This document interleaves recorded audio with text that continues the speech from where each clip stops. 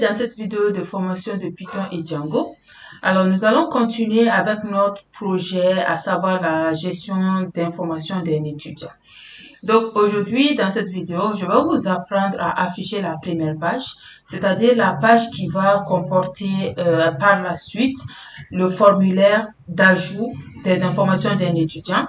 Également, la liste de tous les étudiants que vous aurez saisis dans l'application. Aussi, le bouton modifier les informations d'un étudiant et aussi le bouton qui va permettre de supprimer les informations d'un étudiant dans la base de données. Alors, nous allons commencer par afficher, bien sûr, la page avec le fichier HTML que nous avions créé tantôt. Mais avant ça, on avait avant donné le nom template, c'est-à-dire le nom du dossier template après étudiant. Donc, ce que je vais vous demander, c'est de venir ici au niveau du template, faire clic droit et puis renommer. Donc, si vous renommez, juste mettez S à la fin, ok? Donc, template doit obligatoirement comporter S, sinon ça ne marchera pas, ok? Parce que template est considéré comme un mot-clé ici au niveau de Django.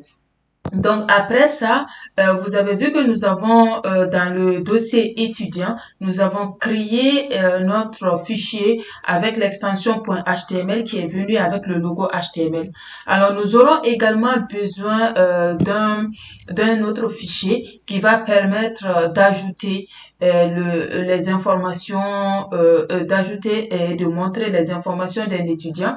Aussi un fichier .html qui permettra de faire la modification des informations d'un étudiant. Donc, nous allons ajouter deux autres fichiers .html. Donc, vous venez toujours au niveau de l'étudiant ici, vous faites clic droit et vous ajoutez nouveau fichier. Et là, je vais mettre add and show. Add and show, bon, vous pouvez donner le nom que vous voulez, mais moi, je préfère donner le nom ici add and show, c'est-à-dire ajouter et montrer, d'accord? Voilà, ajouter et montrer .html. Donc, ce que je vous conseille lorsque vous programmez, c'est de donner les noms des fichiers qui vous parlent, qui vous permettront de vous retrouver facilement. Ok? Donc, je reviens toujours au niveau de étudiant. Je fais clic droit et je vais ajouter un nouveau fichier qui portera le nom update student, c'est-à-dire modifier étudiant .html. Ok, donc voilà les trois fichiers .html que je viens de créer. Donc je reviens toujours au niveau de base.html et je vais tout simplement écrire les codes HTML. Ok, voilà, donc là je vais écrire les codes HTML. Donc là, ici, voici mon code ici HTML. Donc, je vais commencer à mettre le titre. Title, ça permet tout simplement de mettre le titre. Le titre, je vais donner ici gestion étudiant. Voilà. Donc, voici le titre que j'ai donné. Alors, nous allons maintenant donner le lien du CSS. Alors, comment écrire du CSS dans du HTML? C'est simple. Vous vous rappelez que nous avons déjà du CSS, on a déjà importé le bootstrap.css. On va juste appeler le lien bootstrap.css. OK? Donc, nous venons en bas de title, toujours dans le head, et nous allons appeler le link. Voilà, le link. Et là, je vais mettre le nom de mon CSS. Alors, sachez que nous sommes ici au niveau de Django. Donc, Django va utiliser dans du href.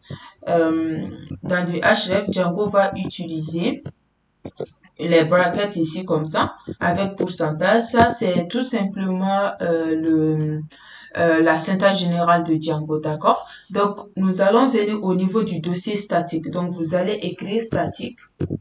Faites attention, c'est sensible à la casse. Statique, c'est en minuscule, d'accord? Voilà, donc statique. Et nous allons également venir dans du dossier étudiant, encore dans du dossier CSS et mettre du CSS. Nous allons juste donner le lien, d'accord? Voilà. Donc ici, ce serait étudiant / et ce serait du CSS slash, et là nous aurons ici bootstrap.css. Faites en sorte que ce soit les mêmes noms. Si par exemple vous laissez avec ça bootstrap.min.css comme on avait là la dernière fois avant de renommer ça, vous êtes obligé de mettre bootstrap.min.css. Donc voici ce que nous avons ici à ce niveau-là. Donc on va enregistrer ça. Et maintenant, nous irons dans le body, c'est-à-dire dans le corps de notre balise HTML, et nous allons maintenant appeler les autres JS, c'est-à-dire JavaScript. Nous avons Bootstrap.js, nous avons jQuery.js, nous avons également Popper.js. Donc c'est ce que nous allons appeler. On n'appelle pas ça en haut, mais c'est dans le body que nous allons appeler. Donc, ce serait du script. OK? Donc, pour ceux qui ont appris déjà le JavaScript, vous savez que le JavaScript, c'est toujours dans les balises script. OK? Donc, tout ça, ce sont des JavaScript parce qu'on a .js. JS, ça veut dire JavaScript. Donc, là, nous aurons ici source. Et à l'intérieur ici, ce serait la même chose. Ce serait la même chose lorsque nous appelons une template au niveau de Django. Ce serait statique également. Statique pourquoi? Parce que c'est dans le dossier statique. C'est dans le dossier statique. C'est également dans du dossier étudiant. Mais cette fois-ci, c'est après dans le dossier JS, c'est-à-dire JavaScript, et nous allons appeler les autres. Donc statique. Et nous avons ici étudiant slash. Nous aurons ici JS comme JavaScript. Et cette fois-ci, on va d'abord appeler pourquoi pas jQuery.js.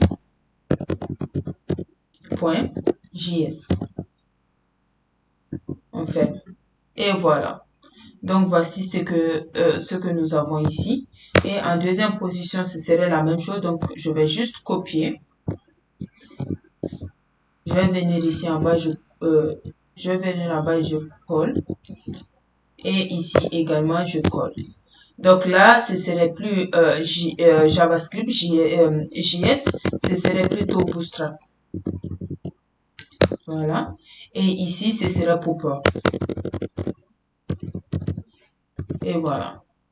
Donc voici que nous venons d'appeler nous venons d'appeler nos informations ici, ok? Donc maintenant que nous avons ça, nous allons juste afficher une phrase qui nous permettra de comprendre ce que nous venons de faire. Ok? Donc pour cela, nous allons juste venir en haut ici et on va utiliser la balise div. Ok? Donc ce serait ici div. Et dans le div, nous aurons la classe container.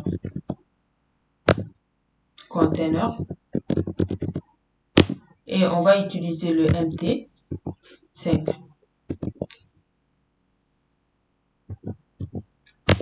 Et dans du div, nous allons maintenant écrire notre phrase, mais en H2.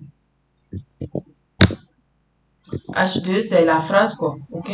Donc, ça, ici, nous allons utiliser la classe. Et là, nous allons centrer le texte avec text center, alerte danger. Alert danger, ça permet tout simplement de colorer la phrase que vous allez mettre en rouge. C'est comme le danger, quoi. Donc ici, nous allons mettre le titre que nous voulons afficher, bien sûr. Donc je vais mettre ici fonction CRUD. C'est-à-dire quand je dis CRUD, c'est create, read, update and delete. OK? OK, donc basé sur la gestion d'étudiants.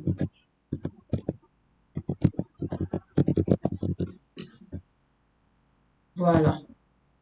Donc, je vais juste pousser ça un peu. Voilà, je vais juste pousser ça un peu. Voilà. Donc, voilà un peu ce que nous avons. Donc, ici, je vais juste afficher un peu. Je vais zoomer un peu. Voilà. Donc, je pense que c'est bon. Donc, là, nous avons notre programme qui est là. Et en bas, nous allons utiliser les blocs. Les blocs en Django, ça permet tout simplement de commencer les containers. Donc, nous avons ici bloc, content. Et on va terminer, c'est-à-dire c'est comme si nous fermons, nous ouvrons et puis fermons cette bloc-là. Donc, nous avons ici un bloc, content. Et voilà. Donc, ça n'est fini pour la première page. Mais attention, en Python et Django, on ne s'agit pas tout simplement d'écrire et c'est fini. OK? Donc, ce que nous devrons faire, nous devrons tout simplement afficher afficher la vue, ainsi de suite. Si par exemple je viens ici et que je décide d'appeler ma...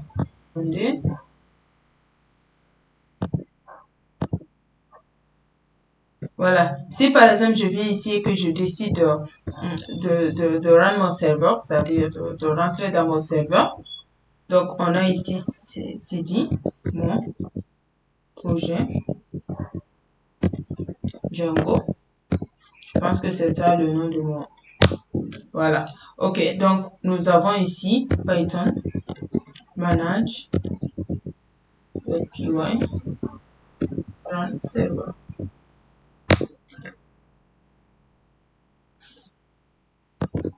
Et je rentre. Donc, vous voyez que rien n'est fait. C'est-à-dire, c'est ici que la première page là doit venir. Mais vous voyez que la première page n'est pas venue. Tout simplement parce que nous n'avons pas utilisé la vue ni rien du tout. Et c'est ce que nous allons faire maintenant. Maintenant, pour que nous puissions afficher toutes les informations que nous avons tapées ici, pour que la première page puisse venir, nous sommes obligés d'aller au niveau de ce qu'on appelle le view. View, ça veut dire en anglais vue, ok? Le view.py, nous allons arriver à ce niveau-là et nous allons configurer cette partie. Alors, sachez que c'est pas nous qui avons créé view, hein. Dès lors que vous installez Django, Django viendra avec toutes ces informations nécessaires, ok? Voilà. Donc, vous venez juste au niveau de votre programme. Vous avez ici, vous cherchez et vous allez voir view.php. View.python. PY. Voici view.py, ok? Donc, c'est dans cette partie-là que vous allez juste prendre et vous avez accès ici. OK? Donc, ce que nous allons faire, nous allons tout simplement créer une classe, OK? Et une classe, lorsque nous allons créer la classe, c'est à nous-mêmes de donner, c'est pas une classe, c'est une fonction. Nous allons créer une fonction et c'est à nous de donner le nom de la fonction que nous voulons. OK? Donc, comment créer une fonction au niveau de Python? C'est avec le mot-clé def comme define. Alors, ne vous inquiétez pas, il y aura une série de vidéos sur les fonctions qui arrivera bientôt, ok? Donc, nous avons ici def add underscore show. Donc, c'est le nom que moi j'ai choisi. Vous pouvez choisir le nom que vous voulez. Et en parenthèse ici, voilà, en parenthèse ici, vous allez mettre request. Request comme requête au fait. Ok, donc ici le view, le view là, ça permettra tout simplement d'envoyer une requête à votre base de données, à votre page serveur, à votre serveur pour que le serveur puisse vous envoyer le résultat requis. Donc nous allons utiliser le return. Render. Render, c'est également une fonction qui permettra de faire ce qu'on appelle le HTTP request et puis le HTTP response. Vous voyez, voici le boulot de la fonction render. OK? Donc, on a ici request et virgule. Et là, nous allons mettre le nom de notre fonction que nous avons créée ici, c'est-à-dire de notre fichier que nous avons créé ici, add and show. Pourquoi add and show? Tout simplement parce que c'est dans le add and show que nous allons afficher les informations. C'est vrai que la base, ça permet tout simplement de faire la transition entre nos pages, ok?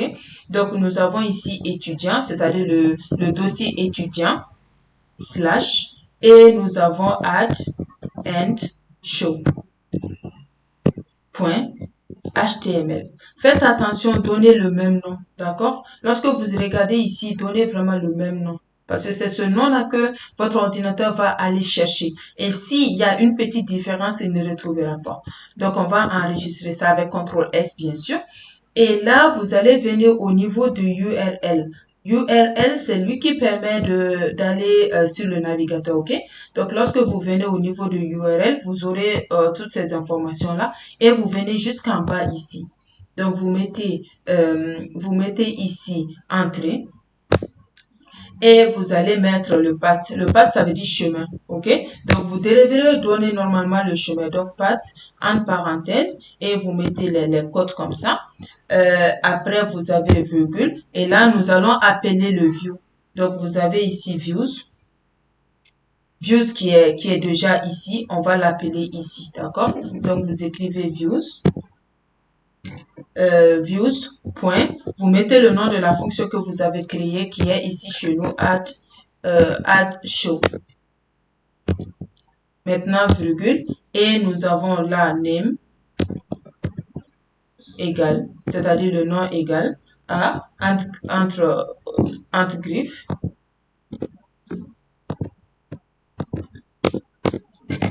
Vous avez entre griffes et vous allez donner le nom de votre fichier add and show.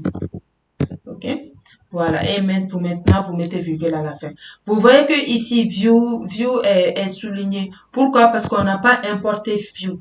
Donc, vous devrez obligatoirement importer view. Donc, ce serait from. Vous mettez le nom de votre application qui est là. Donc, on a ici le nom de notre application, c'est étudiant. Voici le nom de notre projet qui est mon projet Django. Le nom de notre application que nous avons créé avec Django-admin start app étudiant, vous mettez le nom, ok? Parce que vous pouvez changer de nom si vous voulez de votre application, mais faites attention, ce sont les mêmes noms que vous devrez utiliser, bien sûr. Donc, on a ici prompt étudiant, et là, nous avons import. Et là, vous allez importer la view. Donc, import views. Vous voyez que ce n'est plus souligné. OK?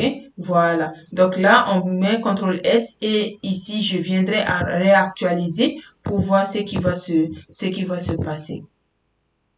OK?